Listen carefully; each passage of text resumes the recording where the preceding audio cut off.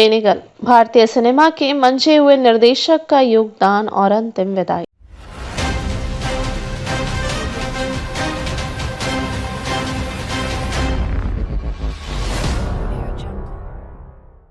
23 दिसंबर को भारतीय सिनेमा के दिग्गज निर्देशक और राइटर श्याम बेनेगल का निधन हो गया। उनकी उम्र 90 वर्ष थी और इस महान निर्देशक की मौत ने फिल्म इंडस्ट्री को एक बड़ा सदमा दिया।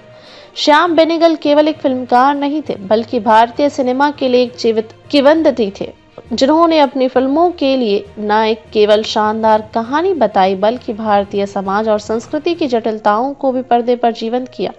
उनका निधन भारतीय फिल्म इंडस्ट्री के लिए एक अपूरणीय क्षति है। मुंबई में उनके अंतिम विदाई का दृश्य बहुत ही भावुक था, जहां सिनेमा जगत के कई बड़े सितारे नम आंखों से उन्हें अंतिम सम्मान देने पहुंचे। श्याम बेनेगल का सिनेमाई सफर। श्याम बेनेगल का जन्म 14 दिसंबर 1934 को हुआ था। वे भारतीय सिनेमा के उन निर्माताओं में से एक थे जिन्होंने भारतीय फिल्म इंडस्ट्री को एक नई दिशा दी। उनकी फिल्मों ने हमेशा सामाजिक मुद्दों, ऐतिहासिक घटनाओं और भारतीय संस्कृति की गहरी समझ को दर्शाया।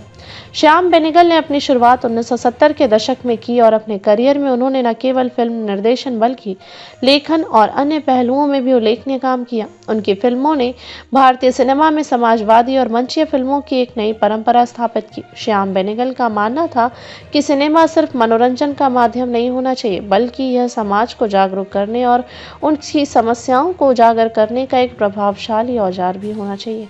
उनकी फिल्मों में समाज के वंचित और दबे कुचले वर्ग की आवाजें गूंजती थी और वे इस माध्यम से उन पर रोशनी डालने की कोशिश करते थे। श्याम बेनेगल की प्रमुख फिल्में। श्याम बेनेगल की फिल्मों का भारतीय सिनेमा पर गहरा प्रभाव पड़ा। उनकी कई फिल्में आज भी भारतीय फिल्म इंडस्ट्री की मास्टरपीस मानी जाती हैं। उनकी सबसे प्रसिद्ध फिल्मों में मंथन 1976, नजराना 1978, अंकुर 1974, कलयुग 1981 और जुनून 1978 जैसी फिल्में शामिल हैं।